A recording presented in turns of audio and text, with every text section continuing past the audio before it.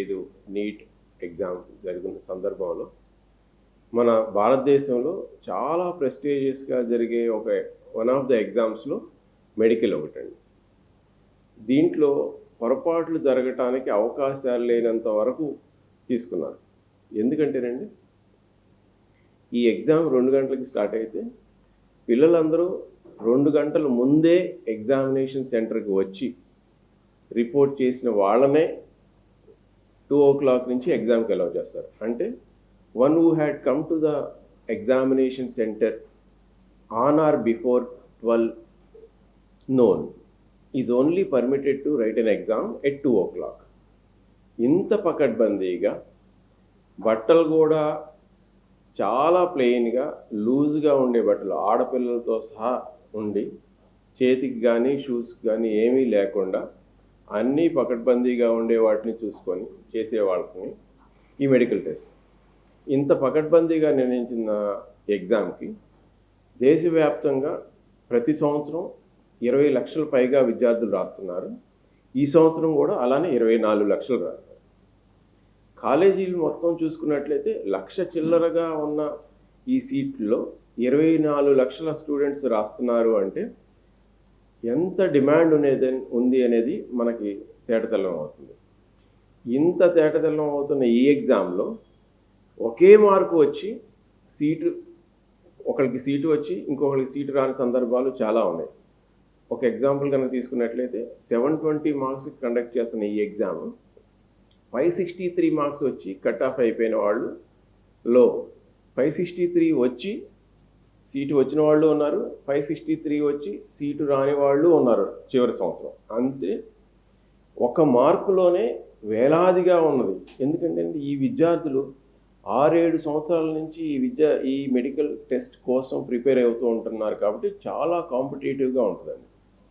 ఇంత కాంపిటేటివ్గా ఇంత ఎక్స్పెన్సివ్గా ఉన్న ఈ ఎగ్జామ్కి 2024-25 అకాడమిక్ ఇయర్ కోసం నీట్ ఎగ్జామ్ని కండక్ట్ చేసిన May 15 చూసుకున్నట్లయితే దేశవ్యాప్తంగా చాలామంది అన్ని సెంటర్లో నేషనల్ టెస్టింగ్ ఏజెన్సీ వాళ్ళు పకడ్బందీగా ఇచ్చారు. టెక్నికల్గా ఎలక్ట్రానిక్స్ని కూడా అలౌ చేయలేదు, వాచ్ని అలౌ చేయలేదు, పెన్నును కూడా వాళ్ళు ప్రిస్క్రైబ్ చేసిన పెన్స్నే అలౌ చేశారు. ఇంత పకడ్బందీగా జరిగిన దాంట్లో కూడా లీకేజ్ జరగడానికి మానవ తప్పిదాలు కొంతమంది చాలా లిమిటెడ్ పీపుల్ దుర్బుద్ధి వల్ల జరిగిన లీకేజ్ కొంత కారణం అండి. ఈ 2 కారణాలతో ఈ నీట్ 2024 పేపరు ఎక్స్ ప్లాట్ఫామ్ మీద పబ్లిష్ అయిందనేది ఒకటి. పబ్లిష్ అయిన మాట వాస్తవం. ఏ టైంలో పబ్లిష్ అయిందంటే during the examination period only X platform మీద వచ్చింది. కాబట్టి ఆ పేపరు సోషల్ మీడియాలో వచ్చింది కానీ పిల్లలకి అందుబాటులో లేదు అనేది కొంతమంది ఆర్గ్యుమెంట్. రెండవది చూసుకున్నట్లయితే ఇప్పుడు ప్రస్తుతం అయితే సిబిఐ ఎంక్వైరీ చేస్తుంది. సిబిఐ కొంతమందిని అరెస్ట్ చేసింది. వాళ్ళు ఒప్పుకున్నారు, అఫిడవిట్లో చెప్పారు 35 లక్షలు మేము కలెక్ట్ చేసామని. ప్రభుత్వ వాదన ఏంటంటే వాళ్ళు కలెక్ట్ చేశారు కానీ పేపర్ లీక్ చేయలేదు అనేది ప్రభుత్వ వాదన.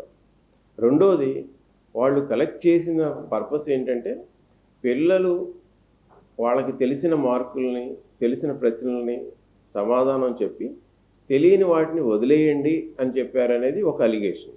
ఈ లోపే తెలిసినవి రాసి తెలియనివి వదిలేసి సూపరింటెండెంట్కి సబ్మిట్ చేసిన సందర్భంలో పోలీసులకి తెలిసి పోలీసులు వాళ్ళు ఆ మిగతా ప్రశ్నలని దిద్దకుండా సీజ్ చేశారు కాబట్టి లీక్ చేయలేదనేది ప్రభుత్వం రెండో వాదన.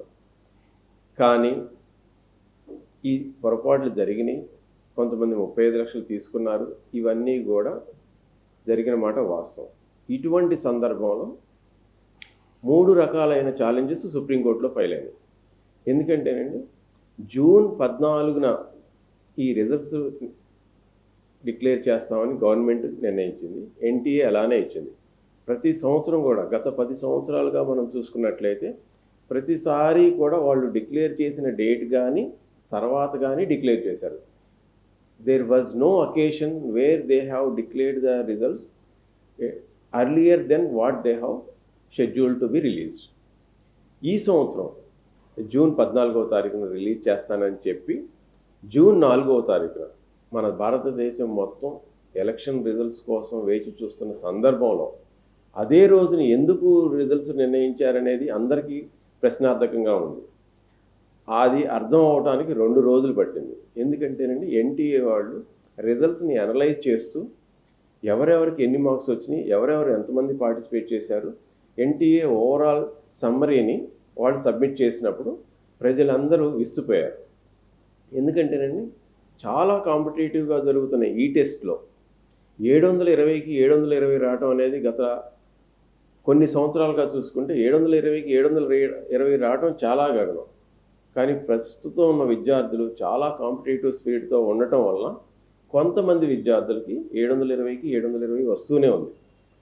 గత 4 సంవత్సరాలుగా చూసుకుంటే ఒక సంవత్సరం ఒకళ్ళకి, ఇంకో సంవత్సరం ఇద్దరికి, ఇంకో సంవత్సరం మళ్ళీ ఒకళ్ళకి, ఇంకో సంవత్సరం ఇద్దరికి వచ్చింది. 2022-23 సంవత్సరానికి చూసుకుంటే ఇద్దరికి 720కి 720 మార్కులు వచ్చింది. 2023-24కి చూసుకుంటే ఇద్దరు విద్యార్థులకి దేశం మొత్తం మీద 720కి 724 వచ్చింది. 2024-25 సంవత్సరానికి 67 మంది విద్యార్థులకి 720 మార్కులు రావటం సంభ్రమాశ్చర్యాలకి కలిగేసింది. ఈ 720కి 720 ఒకళ్ళు ఇద్దరికి రావటం ఇంత కష్టమైన సందర్భంలో 67 మందికి 720 రావటం ఈ దేశం మొత్తం మీద ఎయిమ్స్ ఢిల్లీకి చాలా ప్రెస్టీజియస్గా ఉంటుంది. 720కి 720 తెచ్చుకొని కూడా ఎయిమ్స్ ఢిల్లీలో సీట్ తెచ్చుకోలేని పరిస్థితి ఈరోజు ఉంది. అంటే 720 కన్నా ఎక్కువ రావడం అనేది అసంభవం. 720 తెచ్చుకున్నా కూడా ఢిల్లీ ఎయిమ్స్లో సీటు తెచ్చుకోవడం ప్రస్తుత పరిస్థితుల్లో కష్టం అని చెప్పి ఫర్దర్గా రీసెర్చ్ చేస్తే తెలిసింది ఏంటంటే ఒకే సెంటర్లో 8 మంది విద్యార్థులకి 720కి 720 రావటం కొంత అనుమానాన్ని రేకెత్తింది. ఆ అనుమానంలో భాగంగా జనాలందరూ యాజిటేషన్ చేసి medical students, junior doctors, medical students, parents, political parties, all political parties in all the states started యాజిటేటింగ్ it. అటువంటి దాంట్లో భాగంగా 720 మార్కులకి 720 67 మార్కులు రావటం ఒక అనుమానాన్ని చేసింది. రెండో అనుమానం ఏంటంటేనండి ఇది 720 మార్కులు ప్రతి 4 సబ్జెక్టులో గాను 45 ప్రతి సబ్జెక్టులో 45 మార్కులు ఉంటాయి. ప్రతి ప్రశ్నకి 4 మార్కులు అంటే ప్రతి సబ్జెక్టులో 180 మార్కులు, 4 180లు 720 మార్కులు. ఒక ప్రశ్న రాస్తే 4 మార్కులు వస్తాయి. ఒక ప్రశ్న కనుక రాసింది తప్పు అయితే 1 మార్కు నెగిటివ్ మార్క్ ఉంటుంది. రెండో అనుమానమైన చర్య ఏంటంటే కొంతమందికి 719 మార్కులు వచ్చినాయి. 719 రావడానికి ఏ ప్రాబబిలిటీలో కూడా 719 రావడానికి లేదు. అన్ని ప్రశ్నలు సక్రమంగా రాస్తే 720 వస్తాయి. ఒక ప్రశ్న వదిలేస్తే 716 వస్తాయి. ఒక ప్రశ్న కూడా వదిలేయకుండా అన్నీ రాసి ఒక ప్రశ్న తప్పు అయితే 715 వస్తాయి. 719 రావటం అనేది ఏ ప్రాబబిలిటీలో కూడా రాదు. కానీ కొంతమంది విద్యార్థులకు 719 కూడా వచ్చినాయి. దాన్ని ఛాలెంజ్ చేస్తూ కొంతమంది విద్యార్థుల తల్లిదండ్రులు సుప్రీంకోర్టులో కేసును దాఖలు చేశారు. సుప్రీంకోర్టులో దాఖలు చేసినప్పుడు గవర్నమెంట్ ఒక సమాధానాన్ని ఇచ్చింది. ఏమని ఇచ్చింది? 2018లో లాయర్స్ కోసం లా ఎగ్జామ్ కోసం రాసే క్లాట్లో డిలే జరగటం వల్ల కొంత కాంపన్సేటరీ మార్క్స్ ఇచ్చారు. లా ఎగ్జామ్ ఎలా జరుగుద్దండి? ఆన్లైన్లో జరుగుద్ది. ఆన్లైన్లో జరిగినప్పుడు సిస్టమ్ బ్లర్ అయిపోవటం కానీ సిస్టమ్ హ్యాంగ్ అవ్వటం కానీ జరుగుతుంది. సిస్టమ్ బ్లర్ అయినా హ్యాంగ్ అయినా విద్యార్థి కొంత సమయాన్ని కోల్పోతాడు. 3 గంటలు ఇచ్చిన సమయం దాటిపోతే ఆటోమేటిక్గా పేపర్ క్లోజ్ అయిపోద్ది. కానీ ఈ నీట్ ఎగ్జామ్ ఆన్లైన్ కాదు, ఫిజికల్గా రాసేది ఒకటి. రెండోది ఎగ్జామ్కి లేట్గా వెళ్ళటం అనే ప్రశ్నే తలెత్తదు. ఎందుకంటే అందరూ 2 గంటల ముందు ఎగ్జామినేషన్లో సెంటర్లో రిపోర్ట్ చేయాలి. 2 గంటల కన్నా ముందు రిపోర్ట్ చేయని వాళ్ళని ఎగ్జామ్కే అలౌ చేయరు. అంటే ఎగ్జామ్ రాసిన విద్యార్థులందరూ కూడా 2 గంటల ముందే రిపోర్ట్ చేశారు. ఎన్టీఏ వాళ్ళు డిక్లేర్ చేసిన దాని ప్రకారం వాళ్ళు ఎవరిని అలౌ చేయలేదు. 2 గంటలకి కన్నా ముందుగా రాని వాళ్ళని ఎవరిని అలౌ చేయలేదని వాళ్ళ స్టేట్మెంటే చెప్పారు. అంటే అర్థం ఏంటంటేనండి అందరూ 2 గంటల ముందే ఎగ్జామినేషన్ సెంటర్లో ఇచ్చారు. కాబట్టి సమయం పోగొట్టుకున్నాము, లేటుగా ఎగ్జామినేషన్ సెంటర్కి వచ్చాము, మేము సమయం దొరకలేదు అనే ప్రశ్న ఇక్కడ ఎత్తదు. క్లాట్లోనేమో ఆ సమస్య తలెత్తుంది. రెండవది 3 గంటల సమయం అయిపోయిన తర్వాత క్లాట్లో ఆటోమేటిక్గా క్లోజ్ అయిపోద్ది సిస్టమ్. ఇక్కడ 3 గంటలు అయిన తర్వాత ఆటోమేటిక్గా క్లోజ్ అవ్వదండి. ఫిజికల్గా పేపర్ కాబట్టి ఫిజికల్గా తీసుకోవాలి. ఎవరన్నా ఎటువంటి పరిస్థితుల్లో పొరపాటున ఆరోగ్యరీత్యా ఒక 10 నిమిషాలు రాయలేకపోయినా వాళ్ళకి 10 నిమిషాలు ఇవ్వడానికి ఛాన్స్ ఉంది. కానీ ఎవరికీ చెప్పకుండా యూనిలేటరల్గా కొంతమంది సెలెక్టివ్ విద్యార్థులకు మాత్రం కాంపన్సేటరీ మార్క్స్ ఇచ్చారు.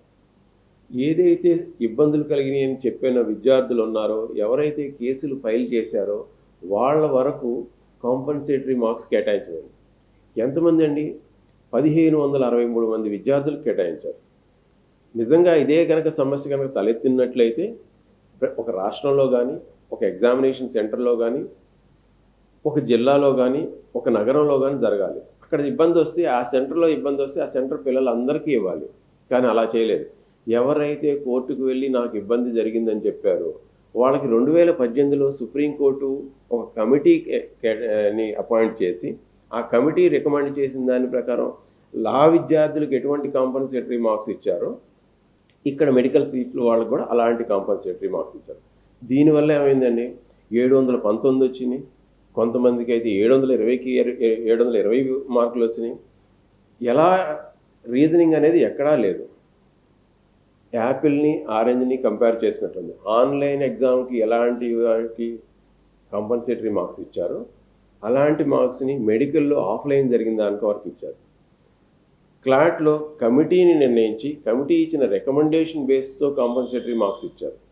నీట్లో కమిటీ లేదు, వాళ్ళు యూనిలేటరల్గా సెలెక్టివ్గా కొంతమంది విద్యార్థులకే ఇచ్చారు. దీన్ని తప్పుపట్టిన సుప్రీంకోర్టు ఆ 1563 మందికి ఆ కాంపన్సేటరీ మార్క్స్ని తీసేసి మళ్ళీ రీటెస్ట్ పెట్టమని చెప్పి మళ్ళీ ఇచ్చింది. రీటెస్ట్ పెట్టడానికి కొంతమంది విద్యార్థులు ఇంట్రెస్ట్గా ఉండరు కాబట్టి కొంతమంది విద్యార్థులు మళ్ళీ సుప్రీంకోర్టుకు వెళ్ళి మాకు కాంపన్సేటరీ మార్క్స్ అవసరం లేదు, కాంపన్సేటరీ మార్క్స్ లేకుండా మాకు వచ్చిన మార్కులు సరిపోతాయని కొంతమంది సుప్రీంకోర్టుకు విన్నవించారు. అంటే అర్థం ఏంటండి, ఆ విద్యార్థులకి కాంపన్సేటరీ మార్క్స్ అవసరం లేదని విద్యార్థే చెప్తున్నాడు అంటే అతనికి ఇచ్చిన కాంపన్సేటరీ మార్క్స్ అనేది జెన్యూన్ కాదని ఆ విద్యార్థికి అర్థమైనట్లే కదండి.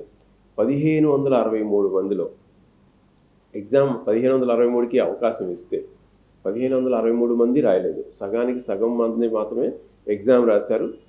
700 పైగా విద్యార్థులు ఎగ్జామ్ రాయడానికి ఇంట్రెస్ట్ చూపించలేదు. వాళ్ళు కాంపన్సేటరీ మార్క్స్ని తీసేసి వాళ్ళకి ఒరిజినల్గా వచ్చిన మార్క్స్ సరిపోతాయని చెప్పి వాళ్ళు డిక్లరేషన్ ఇచ్చారు. అంటే దీంట్లో కాంపన్సేటరీ మార్క్స్ ఇచ్చిన విద్యార్థులు కూడా మేము వద్దు అన్నారంటే దాంట్లో జరిగిన అన్యాయం కూడా తేటతెల్లం అవుతుంది. ఇది రెండు. ఒకటేమో 720కి 720 67 మంది విద్యార్థులకు రావటం ఒక అనుమానాస్పదం.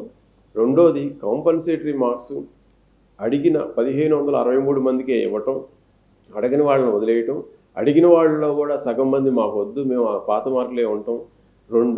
మూడోది మాస్ కాపీయింగ్ జరిగింది, పేపర్ లీక్ అయింది, సోషల్ మీడియాలో పబ్లిష్ అయిందని చెప్తూ గత సంవత్సరం 660 మార్కులు వచ్చిన విద్యార్థికి 3000 ర్యాంక్ వచ్చి దేశంలో ఏ ప్రతిష్టాత్మకమైన కాలేజీలో అయినా సీట్ పొందే అవకాశం ఉన్న అదే విద్యార్థి ఈ సంవత్సరం అదే 660 మార్కులతో 18,000, 15,000, 16,000 సీట్లకి ర్యాంక్కి వెళ్ళిపోతే దీన్ని బట్టి అర్థమైంది ఏంటంటే దీనికన్నా ముందున్న వాళ్ళంతా మాస్ కాపీయింగ్ జరిగిన అన్ని చోట్ల పిల్లలకి పేపర్లు ఫ్రీగా అవైలబుల్ అయిన మార్క్స్ అందరికీ ఎక్కువ మార్కులు వచ్చినాయి. దీనివల్ల 3 రకాలుగా అనర్థం జరిగింది. ఒకటి, చదువుకున్న విద్యార్థికి వెనక్కి వెళ్ళిపోయాడు, చదువుకోని విద్యార్థికి ఎక్కువ మార్కులు వచ్చినాయి. 3, ఎవరికి సీటు వస్తుంది ఎవరికి సీటు రాదు అనేది ప్రశ్నార్థకంగా మిగిలిపోయింది. Batch of writ petitions file అవ్వటం వల్ల 8వ తారీఖు సుప్రీంకోర్టు మొత్తం రిట్ పిటిషన్స్ మొత్తాన్ని కేటగరైజ్ చేసింది. ఎవరైతే రీనీట్ కండక్ట్ చేయాలి అని అడుగుతున్నారో వాళ్ళందరినీ ఒక బ్యాచ్గా, ఎవరైతే రీనీట్ కండక్ట్ చేయకూడదని చెప్పి అడుగుతున్నారో వాళ్ళని ఒక బ్యాచ్గా, 3, ఎవరైతే స్పెసిఫిక్గా ఎవరైతే బెనిఫిషరీస్ ఉన్నారో ఈ మాస్ కాపీయింగ్ వల్ల వాళ్ళ వరకే తీసేసి చేయాలనేది ఒక బ్యాచ్గా చేసి సుప్రీంకోర్టు గత 8వ తారీఖున నిర్ణయించింది. ఇవి ప్రస్తుతానికి చాలా batch of writ petitions file అవటం వల్ల ఈ కేటగిరీ అయింది. మేమేం కోరుతున్నామంటేనండి, అన్యాయం జరిగిన మాట వాస్తవం, పేపర్ లీక్ జరిగిన మాట వాస్తవం, అరెస్టులు జరిగిన మాట వాస్తవం, సిబిఐ ఇన్వెస్టిగేషన్ చేసిన మాట వాస్తవం. ఇవన్నీ వాస్తవాలను తేడతెలిగినప్పుడు ఒక విద్యార్థి నష్టపోయినా కూడా అది ఆ కుటుంబాన్ని నష్టపోతుంది. రెండవది, ఒక విద్యార్థి నష్టపోవటం, మెడికల్ సీట్ రావటం అనేది ఒకటి తప్పు. రెండవది, ఒక అర్హుడు కానటువంటి ఒక వ్యక్తి రేపు డాక్టర్ అయ్యి సమాజానికి ఎటువంటి ఇబ్బందులు కలిగిస్తాడనేది రెండోది ప్రశ్నార్థకం. అర్హుడు కానటువంటి అతను డాక్టర్ అయ్యి సమాజానికి ఇబ్బంది కలిగించడం మంచిది కాదు. అర్హుడైనటువంటి ఒక మెడికల్ విద్యార్థి సీట్ రాకపోవడం కూడా ఒక రకమైన ఇబ్బంది. దీన్ని దృష్టిలో పెట్టుకొని మళ్ళీ ఎగ్జామినేషన్ కండక్ట్ చేయాలనేది బలమైన వాదనగా వినిపించామండి. ప్రస్తుతానికి రాష్ట్ర ప్రభుత్వం అనేది అన్ని రాష్ట్రాల వాళ్ళకి కూడా తమిళనాడు వాళ్ళు ఏమని అడుగుతున్నారండి, మేము ఆల్ ఇండియా కౌన్సిలింగ్లో పార్టిసిపేట్ చేయము, మా విద్యార్థుల వరకు మేమే నీట్ కండక్ట్ చేసుకొని మేమే అడ్మిషన్ ఇస్తామనేది తమిళనాడు వాళ్ళు చేస్తున్నారు. మన రాష్ట్రం అయితే ప్రస్తుతానికి ఎటువంటి స్టాండు తీసుకోలేదు. కాబట్టి నేను అనుకుంటుంది ఏంటంటేనండి, ఆల్ ఇండియా నీట్కే వాళ్ళు ప్రిఫర్ చేస్తున్నారని. Spirit of the NEET is also the same. All India లెవెల్లో చేస్తే మన స్టేట్ విద్యార్థులకి అన్ని రాష్ట్రాల్లో కూడా అవకాశాలు కలుగుతాయని. కాకపోతే రెండు రకాలుగా ఇప్పుడు ఇబ్బందులు అవుతాయండి. రాష్ట్రం ఇది నేషనల్ టెస్టింగ్ ఏజెన్సీ ఈ టెస్ట్ని కండక్ట్ చేస్తుంది. రీసెంట్గా నీట్ పీజీ ఎగ్జామ్ని కూడా వాయిదా వేసింది. అలానే నేషనల్ ఎలిజిబిలిటీ టెస్ట్ పీజీ వాళ్ళకి కండక్ట్ చేసిన ఎగ్జామ్ని కూడా క్యాన్సిల్ చేసింది. వాళ్ళు ఒప్పుకున్నా ఒప్పుకోకపోయినా వాస్తవం ఏంటంటేనండి, నేషనల్ టెస్టింగ్ ఏజెన్సీ ఏదైతే స్టాండర్డ్స్ ఎక్స్పెక్ట్ చేసి ఎగ్జామ్ కండక్ట్ చేయాలని కోరుకుంటారో వాళ్ళు కొన్ని విభాగాల్లో ఫెయిల్ అయ్యారనేది సుస్పష్టం. ఎందుకంటే వాళ్ళు కండక్ట్ చేసిన నేషనల్ ఎలిజిబిలిటీ టెస్ట్ని క్యాన్సిల్ చేశారు. వాళ్ళు కండక్ట్ చేద్దాం అనుకున్న నీట్ పీజీని క్యాన్సిల్ చేశారు. నీట్ యూజీ 2024 భవిష్యత్తు ప్రశ్నార్థకమైంది. 2 సంవత్సరాలు కష్టపడాలి అనేది ఎన్సిటిఈ చెప్పిన సిలబస్. కొన్ని రాష్ట్రాల్లో, మరి ముఖ్యంగా సదరన్ స్టేట్స్ ఆంధ్ర, తెలంగాణ, తమిళనాడు, కర్ణాటక ఈ రాష్ట్రాల్లో విద్యార్థులు 8వ తరగతి నుంచే మెడికల్ సీట్స్ కోసం ప్రిపేర్ అవుతూ గత 5 సంవత్సరాలుగా చదువుతూ లాంగ్ టర్మ్ 1 సంవత్సరం 2 సంవత్సరం లాంగ్ టర్మ్ తీసుకు 6-7 సంవత్సరాల నుంచి కష్టపడుతున్న పిల్లలు ఎంతో కష్టపడి ఎగ్జామ్ రాసి 70 రోజులు గడిచిపోయిన తర్వాత మళ్ళీ నీట్ రాయటం అనేది సహజంగా కష్టంతో కూడుకున్న పని. కానీ ఏ ఒక్కడు నష్టపోతాడనేది ఎవరికీ తెలియని పరిస్థితి. ఎవరికి సీటు వస్తుంది?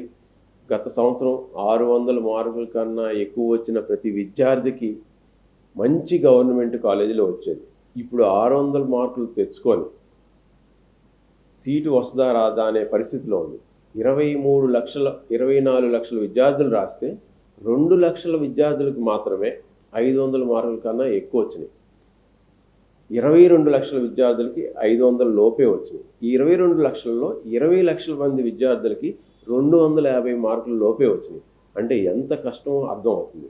కానీ ఈ సంవత్సరం 600 మార్కులు తెచ్చుకొని సీటు తెచ్చుకోవడం అనేది గగనంగా ఉంది. కాబట్టి రీటెస్ట్ కష్టమైనా సరే రీటెస్ట్ కనుక కండక్ట్ చేస్తే నిజంగా ప్రతిభావంతులైన విద్యార్థులకి న్యాయం జరగడానికి అవకాశం ఉంది. ప్రభుత్వం కూడా షార్ట్ టైం కాకుండా సఫిషియెంట్ టైం ఇచ్చి కండక్ట్ చేస్తే మళ్ళీ పిల్లలు ప్రిపేర్ అయ్యి చాలామంది అన్యాయం అవ్వకుండా ఉండటానికి అవకాశం ఉందండి. ఈ జీవోకి లీగల్ శాంటిటీ లేదండి. ఎందుకు అంటున్నానంటేనండి, 3 రకాలైన కారణాలు. ప్రభుత్వం సెల్ఫ్ ఫైనాన్స్ సీట్స్ ఇవ్వటం కానీ, ప్రభుత్వం మేనేజ్మెంట్ సీట్స్ ఇవ్వడం అనేది కానీ దేశంలో ఏ రాష్ట్రంలో లేదు. కొన్ని యూనివర్సిటీలో సెల్ఫ్ ఫైనాన్స్ కోర్సెస్ ఉన్నాయి, కొన్ని రాష్ట్రాల్లో సెల్ఫ్ ఫైనాన్స్ కోర్సెస్ ఉన్నాయి. అన్ని చోట్ల సెల్ఫ్ ఫైనాన్స్ కోర్సెస్ ఉన్న అన్ని యూనివర్సిటీస్లో, అన్ని కాలేజెస్లో ఒక్క రూపాయి కూడా ప్రభుత్వం నుంచి సహాయం తీసుకోకుండా సొంతగా మనీని పూలప్ చేసి సొంతగా బిల్డింగ్స్ కట్టుకొని సొంతగా ఫ్యాకల్టీస్కి శాలరీస్ పే చేస్తూ 50% ఫ్రీ సీట్స్ గవర్నమెంట్కి ఇస్తూ 50% మేనేజ్మెంట్ సీట్స్కి వస్తున్నాయి. దీనికి కాంట్రరీగా ఆంధ్ర రాష్ట్రంలో గవర్నమెంట్ డబ్బులు, దాంట్లో కొన్ని కాలేజీల్లో సెంట్రల్ గవర్నమెంట్ స్పాన్సర్ చేసిన కాలేజెస్, అంటే ఒక కాలేజీకి 350 కోట్లు సుమారుగా ఖర్చు అవుతుంది అనుకుంటే దాంట్లో 60% సుమారుగా 295 కోట్లు కేంద్ర ప్రభుత్వం సహాయం చేస్తే మిగతాది స్టేట్ గవర్నమెంట్ భూమి రూపేణా కానీ బిల్డింగ్స్ రూపేణా కానీ ఫ్యాకల్టీ రూపేణా కానీ కాంపన్సేట్ చేసి కడితే ఈ ధనం అంతా ప్రజల ధనం, ట్యాక్స్ పేయర్స్ మనీతో కట్టిన ఏ రూపీ అయినా ప్రతి ఒక్కళ్ళకి అందుబాటులో ఉండాలి. ఎడ్యుకేషన్కి, గవర్నమెంట్ ఎడ్యుకేషన్ అనేది అందరికీ రైట్. కానీ ప్రతిభావంతులైన విద్యార్థులని పక్కన పెట్టి ఎవరైతే డబ్బులు కట్టుకోగలరో వాళ్ళకి మేనేజ్మెంట్ సీట్ ఇవ్వడం అనేది ఒక ప్రభుత్వం చేయటం అనేది అన్యాయం అనే దాంతో జివో 107, 108ని ఛాలెంజ్ చేయడం జరిగిందండి. అది ప్రస్తుతం మన ఏపీ హైకోర్టులో పెండింగ్లో ఉంది. ఈ ఉద్యమం పార్టీలకి అతీతంగా గత ప్రభుత్వం ఉన్న సమయంలో పురంధేశ్వరి గారు బీజేపీని రిప్రజెంట్ చేస్తూ ఈ జీవోస్ కరెక్ట్ కాదని చెప్పారు. కొంతమంది టీడీపీ నాయకులు, లోకేష్ గారు, వీళ్ళందరూ కూడా ఈ జీవోస్ కరెక్ట్ కాదని చెప్పారు. అలానే జనసేన నాయకులు ఈ జీవోస్ కరెక్ట్ కాదని చెప్పారు. ప్రస్తుతం ఈ 3 ప్రభుత్వాలు, 3 పార్టీల కలయికతో ఏర్పడిన కూటమి అధికారంలో ఉంది. వాళ్ళు ఏదైతే చెప్పారో ఇది అన్యాయం అని చెప్పి అదే ప్రభుత్వం ఈరోజు నిర్ణయం తీసుకోవడానికి ఒక అవకాశం ఉంది.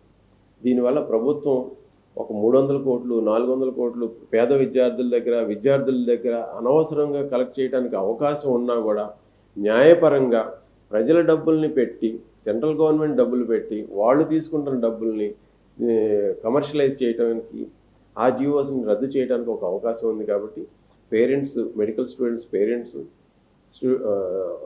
కొంతమంది సంఘాల ఆధ్వర్యంలో ఈ నిరసనని ప్రభుత్వానికి తెలియజేశాం.